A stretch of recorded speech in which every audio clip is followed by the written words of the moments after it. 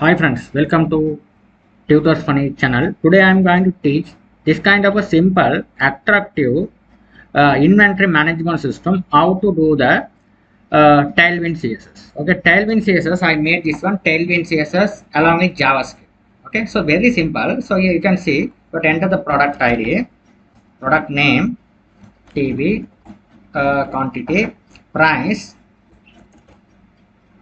check cat button. So you can see that everything's added here. It's a TV, the quantity and price and total everything added successfully. Now I am going to go to again add the another product fan. Sorry, it is a number fan to 5,000. Now here it's added. Now I am going to pay the amount 1,000. 2,000 will be the balance.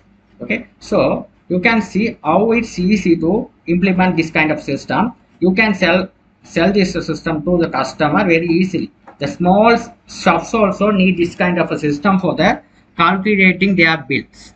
Okay, so if it is a print, you can having a print facilities as well. You will be able to print the receipt here. This is a nice print. This is a, you can print your POS terminal printer as well. This bill you will be able to print and have a printout. Okay, this is everything you can do it. Okay, this system.